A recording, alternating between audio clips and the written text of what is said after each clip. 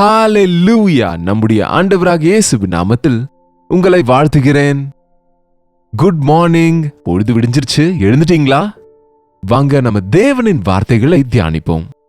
ஆண்டவரோடு தொடங்கினா நம்ம நாளெல்லாம் ஆசீர்வதிக்கப்படும். நம்ம வாழ்நாள் எல்லாம் நாம் ஆசீர்வதிக்கப்படுவோம். ஒரு சிறிய ஜெபம். பரிசுத்தரே, உமக்கு நன்றி ஆண்டவரே. இந்த காலை நேரத்தில் உம்முடைய நாமத்தில் நாங்கள் கூடி வருகையிலே உம்முடைய வார்த்தைகளின் மூலமாய் நாங்கள் எச்சரிக்கப்படும்படிக்கு, தேற்றப்படும்படிக்கு உம்முடைய சமூகத்திலே எங்கள் இருதயங்களை ஊற்றி விடும்படி எங்களுக்கு உதவி செய்யும்படியாக இயேசுவின் நாமத்திலே ஜெபிக்கிறோம் நல்ல பிதாவே, ஆமென். தேவனுக்கு ஸ்தோத்திரம். எப்படி இருக்கிறீங்க? நல்லா இருக்கீங்களா? எப்படி இருக்கு? உலக சூழ்நிலைகள் எல்லாம் அங்கும் இங்குமா இருக்கிறது. அநேக மாற்றங்கள் உண்டாகிறது. ஏதோ ஒரு பிரச்சனை ஏதோ ஒரு இடத்துல நடந்து கொண்டே இருக்கிறது. சரி, வெளியே இருக்கிற விஷயம் இருக்கட்டும், நமக்குள்ள கூட அநேக நேரம் நமக்குள் ஒன்று போனா இன்னொன்னு, அதுக்கப்புறம் இன்னொன்னு, ஏதோ ஒண்ணு நம்மை வாட்டி கொண்டேதான் இருக்குங்க. மனுஷன் வாழ்க்கையினாலே போராட்டங்கள் இருக்கும். அதுவும் மனசாட்சியோடு வாழ வேண்டும்னு சொன்னா, தேவனுடைய பிள்ளைகளா இந்த சாத்தான் உலகத்தின் தேவனா இருக்கிற இந்த உலகத்தில் தேவனுடைய பிள்ளைகளா, தேவனுடைய சாட்சிகளா இருக்க வேண்டும் என்றால் நிச்சயமா நாம போராடணும். நீரோட்டத்தோடு அடித்து செல்லப்படுகிற மீனு செத்ததென்று அர்த்தவங்க. நீரோட்டத்தில் எதிர்த்து நீந்துகிற மீனே உயிரோடு இருக்கிறது. எல்லாரும் செய்வது போல நாமும் செய்யலாம்னா அடிச்சுட்டு போலாம் அப்படியே. ஆனா நாம தேவனுக்காக வித்தியாசமா, பரிசுத்தமா தேவனுடைய வழியில நடக்கணுங்க. விசாலமான வழியில் போகிறவங்க அநேகர், ஆனா இடுக்கமான வழியில போகிறவங்க கொஞ்சம் பேரு.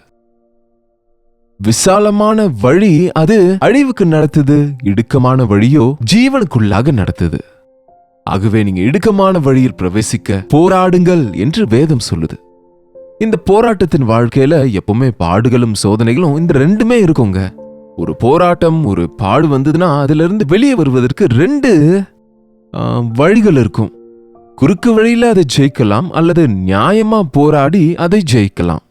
போராடி என்கிற வார்த்தைக்கு விசுவாசத்திலே தேவனின் சமூகத்தில் போராடி விசுவாசத்தோடு அந்த சோதனையை ஜெயிக்கலாம்.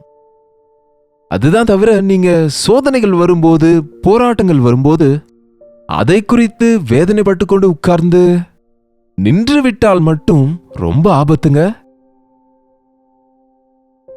பிலிப்பியருக்கு எழுதின நிருபம் 4வது அதிகாரம் 6வது வசனத்தை வாசிக்கிறேன், கேளுங்க. நீங்கள் ஒன்றுக்கும் கவலைப்படாமல் எதை குறித்தும் கவலைப்படாதீங்க.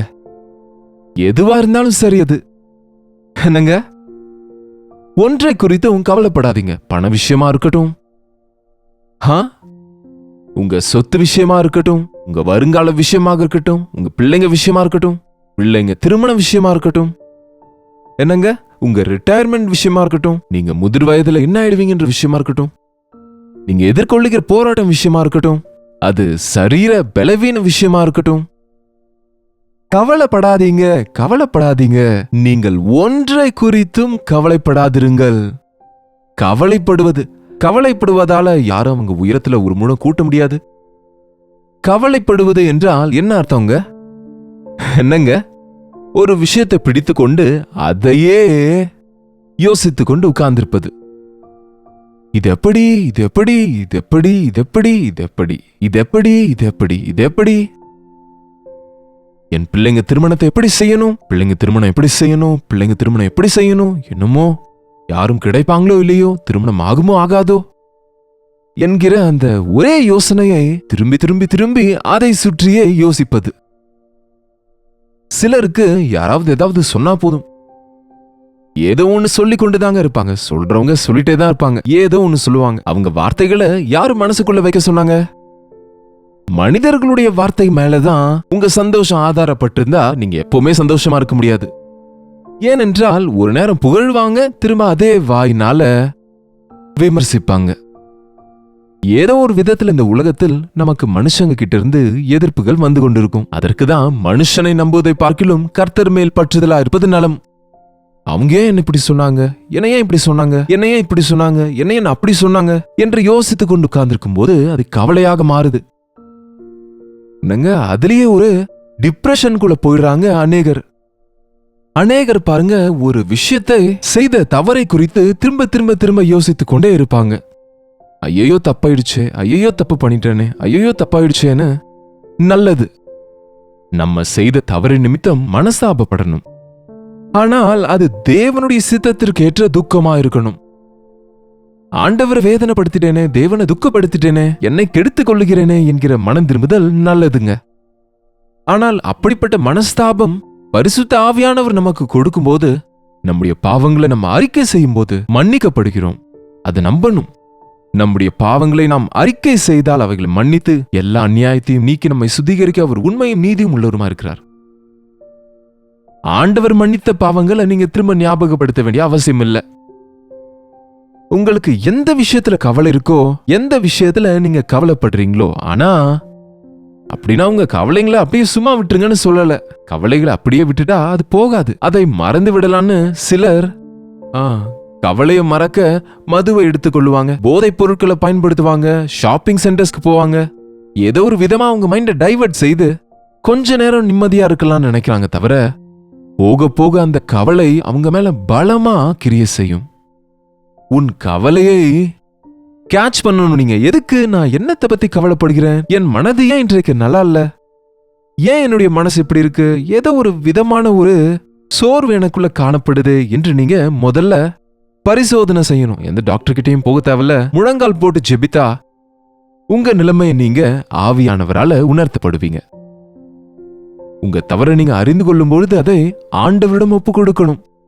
நீங்கள் ஒன்றுக்கும் கவலைப்படாமல் எல்லாவற்றையும் குறித்து உங்கள் விண்ணப்பங்களை ஸ்தோத்திரத்தோட கூடிய ஜெபத்தினாலும் வேண்டுதலினாலும் தேவனுக்கு தெரியப்படுத்துங்கள். நீங்கள் எதை குறித்தும் கவலைப்படாதீங்க. ஆனா ஜெபத்திலே, விண்ணப்பத்திலே நீங்க ஸ்தோத்திரத்தோடு விசுவாசத்தோடு தேவனுக்கு உங்க விண்ணப்பங்களை தெரியப்படுத்துங்க. விண்ணப்ப படிவம்னு அங்கங்க இருக்கும் பாருங்க, அது அங்கே இருக்கும், ஃபைல்ல மேல வராது.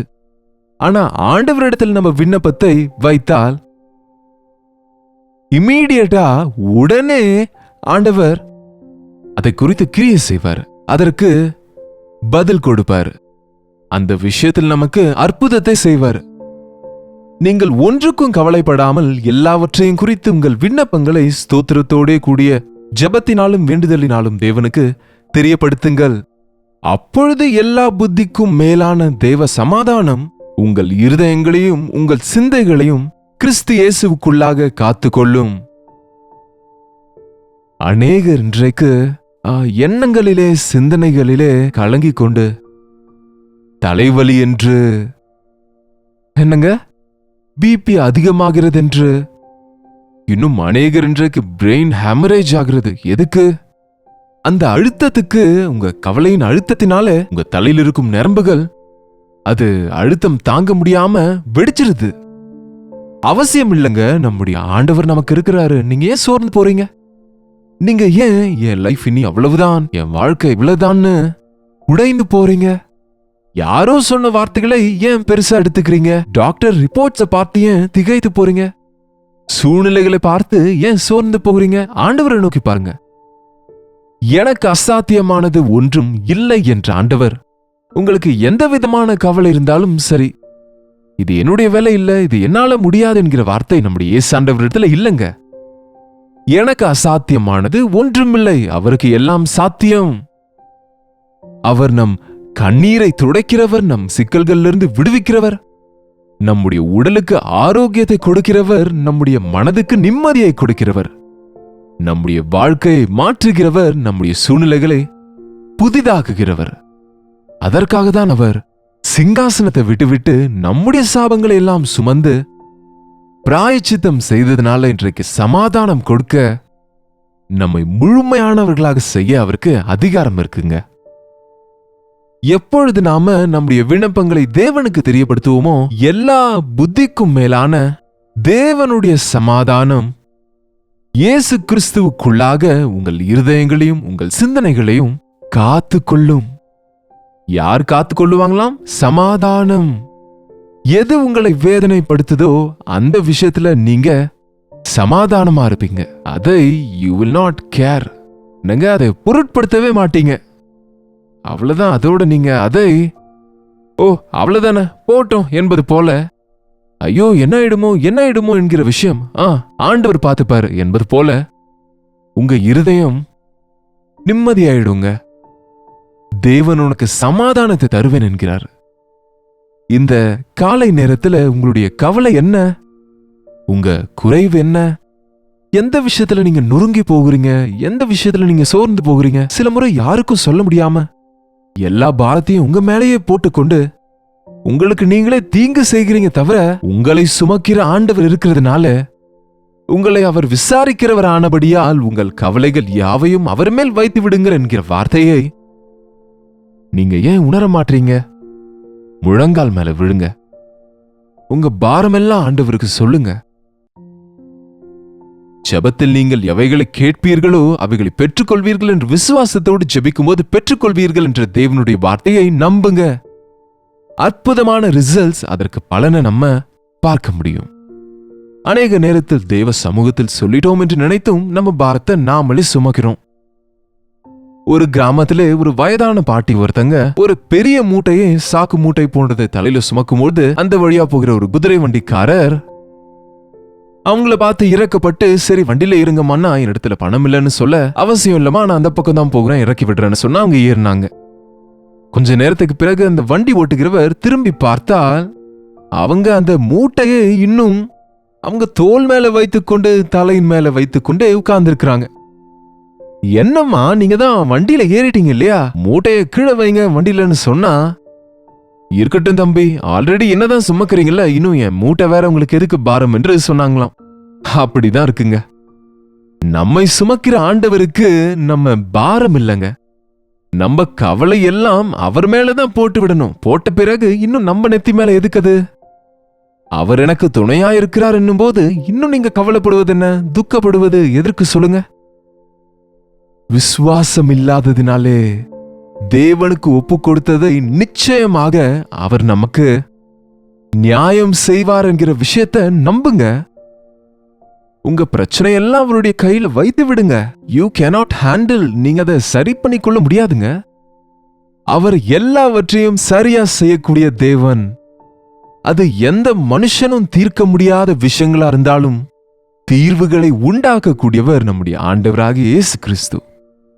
உயிர்த்தெழுந்த ஆண்டவர், உயிரோடு இருக்கிற தேவன் எல்லா விஷயங்களிலும் நம்மை போல சோதிக்கப்பட்டிருந்தாலும் பாவமில்லாதவரா இருந்ததுனால அவருக்கு அனுபவ ஞானம் இருக்கிறது.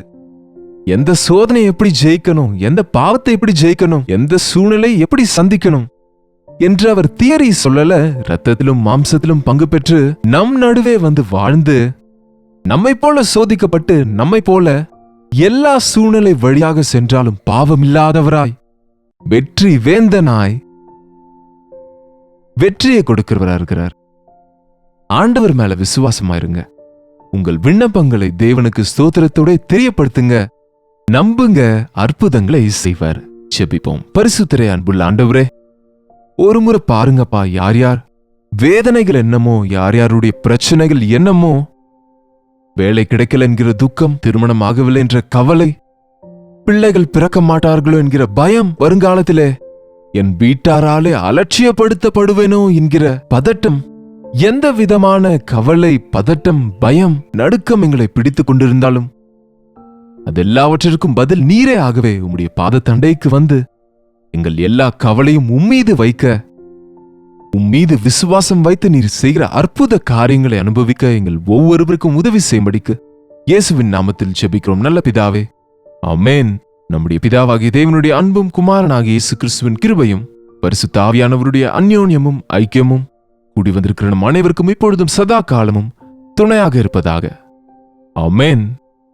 தேவனுக்கு ஸ்தோத்திரம். உங்களுடைய ஜெப விண்ணப்பங்களையும் பாரங்களையும் நீங்க எங்களுக்கு 8939801234 என்கிற நம்பருக்கு ஒரு டெக்ஸ்ட் அல்லது வாய்ஸ் மெசேஜ் மூலம் வாட்ஸ்அப் பண்ணுங்க. நீங்க எங்க இருந்து பாக்குறீங்கன்ற விஷயத்தை எங்களுக்கு கமெண்ட் செக்ஷன்ல பதிவிட மறந்து விடாதீங்க. உங்களுக்காக நாங்க ஜெபிக்கிறோம், நீங்களும் ஜெபிங்க. தேவன் நிச்சயமா நம்ம ஜெபங்களுக்கு பதில் கொடுப்பாரு. டாக்டர் ஜெயபால் யூடியூப் சேனலை சப்ஸ்கிரைப் பண்ணுங்க, லைக் பண்ணுங்க, மற்றவங்களோட இந்த நிகழ்ச்சியை ஷேர் பண்ண மறந்து விடாதீங்க. கர்த்தருக்கு சித்தமானால் நாளைக்கு மீண்டும் உங்களை இதே நிகழ்ச்சியில சந்திக்கிறேன். அதுவரை கர்த்தருடைய கிருபை உங்களுக்கு துணையா இருப்பதாக.